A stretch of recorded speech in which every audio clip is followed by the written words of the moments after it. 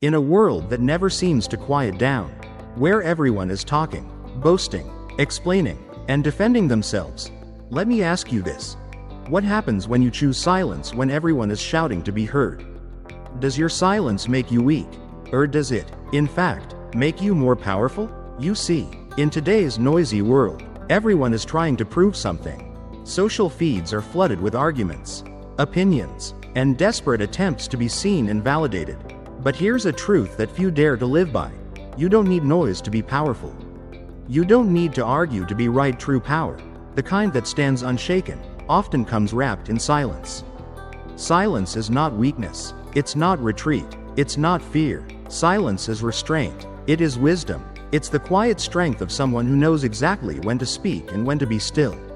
Sometimes, the greatest proof of strength is not found in the words you say, but in the words you choose not to say. Have you ever felt the urge to explain yourself?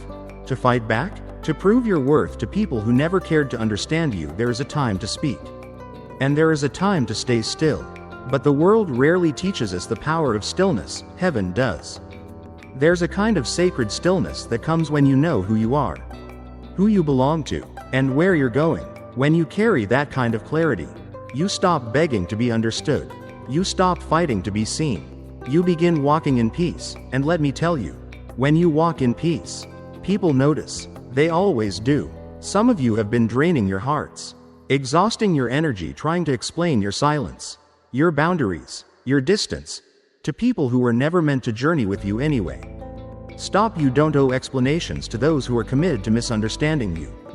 There comes a point when you must step back, not because you're bitter, not because you're giving up, but because you've grown wise enough to understand that not every battle is worth your time.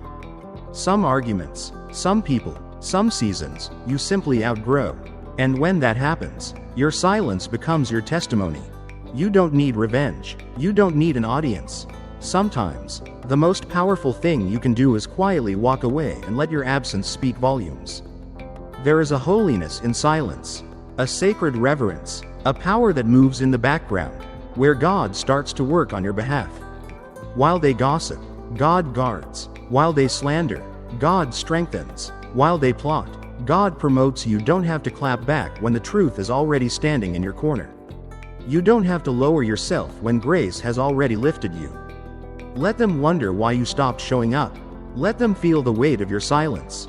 Because sometimes, silence is the loudest wake-up call someone will ever receive. You were always there, always loyal, always honest, but they mistook your kindness for weakness. They thought you needed them. They thought you'd always be available. But now that you're gone, now that you're silent, they feel it. You see, silence has a way of revealing things. It uncovers who was truly there for you, and who was only there for your energy, your attention, your availability. When you get quiet, the masks fall. The ones who valued you for your presence, for your soul, they will notice. The ones who took you for granted, they will regret it. They may even come back, but not because you owe them anything. They'll come back because they finally realize what they lost. But by then, you'll be different. You'll be whole. You'll be healed. You'll be unshakable. Because silence didn't break you, it built you. It aligned you with your purpose. It brought you closer to God.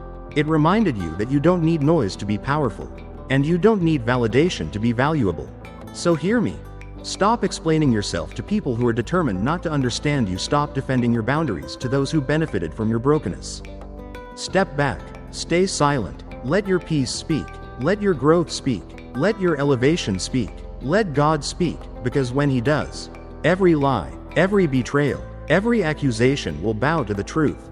Sometimes, the strongest move you can make is to simply walk away, not because you're defeated, but because you've learned the value of your peace. Stepping back isn't weakness, it's wisdom. It's choosing to protect what God placed inside of you. It's realizing that your worth isn't measured by how much you endure, but by how much you protect your soul.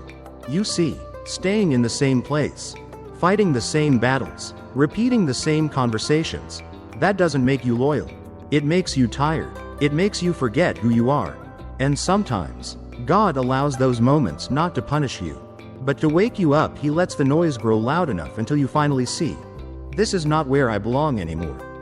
When you step back, you're not hiding, you're not running, You're reclaiming your focus. You're choosing to protect your calling. Not everyone can walk with you where you're going, and that's not arrogance.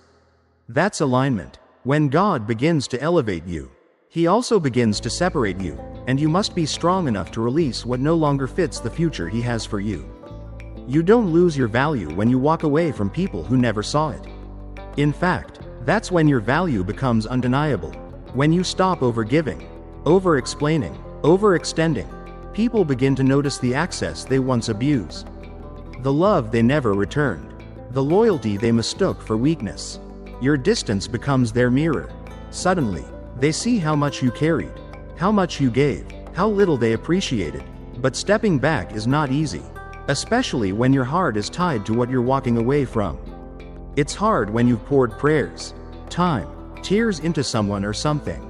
But you don't owe your soul to anyone who couldn't hold it with care. You don't owe your future to people who were loyal to your brokenness but absent in your healing.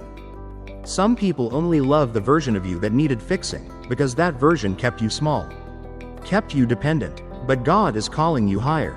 And to go higher, you must release what's been weighing you down. Step back, not because you're bitter, but because you're finally better at seeing, better at discerning, better at choosing what's worthy of your energy. When you step back, God steps in. When you stop chasing people, you start catching clarity. The fog lifts, the confusion breaks, your vision returns. In that stillness, God reminds you of who you are: chosen, called, redeemed, not a doormat, not an afterthought, not a backup plan, His beloved, His masterpiece. And I promise you, when you stop showing up for those who took you for granted, it will shake them. When your presence becomes a memory, it will haunt them. When your love is no longer available, it will humble them. But by then, God will have already taken you somewhere better. He will have surrounded you with people who see you, respect you, and value you. So don't fear the step back. Embrace it, heal, pray, realign. Because when you come back, if you come back, you'll be different. Stronger, clearer, untouchable. Step back, not to disappear, but to rediscover yourself, the version of you that forgot what peace felt like. That version needs you now more than ever. Step back, not to punish, but to preserve, not to hurt, but to heal, not to prove anything to anyone, but to prove to yourself that you were always worth saving. Let them beg, let them wonder, let them feel your silence, because sometimes the loudest power is the quiet one. Sometimes, stepping back is not about disappearing, it's about rediscovering your peace. As we've seen, silence can become the loudest statement you'll ever make. And now we go even deeper into this sacred space of distance and reflection. You have been a steady light in many lives, a reliable presence that never faltered. You showed up, time and time again. You gave your time, your energy, your heart. You stood firm and loyal through seasons that would have broken others. Even when life grew heavy, even when the weight was unbearable, you stayed. And yet, despite your unwavering faithfulness, they never seemed to notice just how much they needed you until you were gone. Isn't that one of life's hardest lessons? Often, people realize your worth not in your presence, but in your absence. But here's the truth. Sometimes God calls us to step back, not to punish others, but to protect ourselves. Staying in spaces where you are overlooked, undervalued, or even disrespected slowly erodes your spirit. You begin to lose yourself. You start to drift away from the very person God designed you to be. Stepping back does not mean you are giving up, it means you are finally giving yourself space, the space to heal, to breathe, to see clearly. It is a quiet but firm declaration. I will no longer remain here, filling a void no one else cares to fill. When you withdraw your presence, your silence speaks louder than any words you could ever say. It forces people to face the uncomfortable truth they've been avoiding. It compels them to confront the emptiness your absence leaves behind. And in that silence, they start to see. They begin to feel what they never acknowledged while you were there. But remember this: stepping away is not an act of vengeance. It is not about making anyone suffer. It is about surrendering the situation to God and allowing Him to work in hearts, including your own. It's trusting that in the quiet spaces, the truth will always rise. That, in the stillness, God will begin to restore what was broken. That, in your absence, the true value of your presence will finally come to light. You have to understand, Not everyone is capable of appreciating you while you're still within reach. Some people can only recognize your worth when it's no longer available to them. That's their loss, not yours. Your responsibility is not to convince them otherwise. Your responsibility is to stand firm in your dignity and trust the process God has already set in motion. Your absence is not a void, it is a doorway. It is an opportunity for growth, for change, for reflection, and perhaps even for repentance. It is a sacred space where the truths you could not speak while you were present are finally understood in your silence. People often beg for what they ignored, but only after you stop offering it. And by the time they realize it, you will have already moved on to a place where you are truly seen, truly valued. Don't rush back into spaces that were never meant to hold you. Don't return to relationships where your absence was a burden, but your presence was taken for granted. Instead, cherish the silence, embrace the distance. Use this time to rebuild your spirit, to reconnect with your purpose, to walk more closely with God.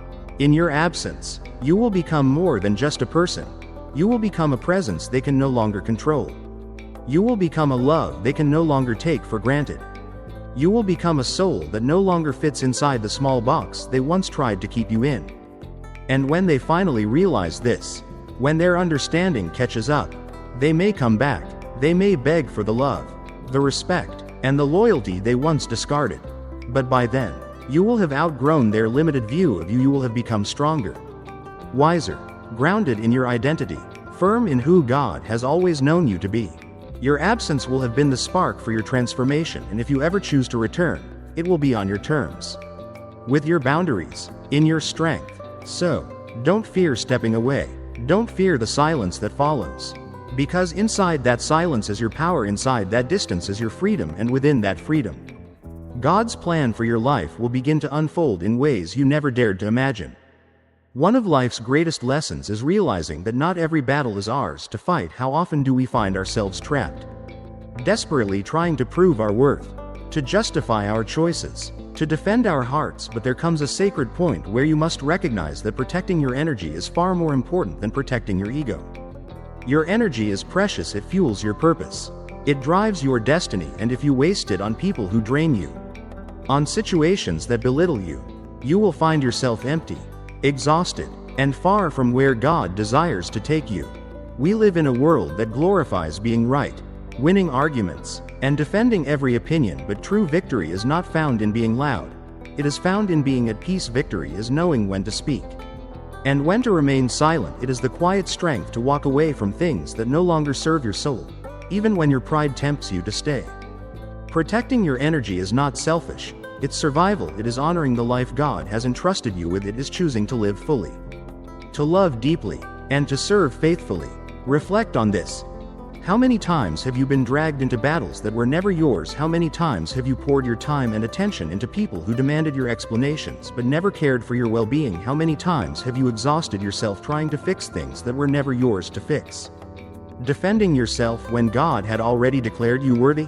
It's draining, and the enemy thrives in that distraction, stealing your peace, draining your joy, and keeping you from trusting God's perfect timing and justice.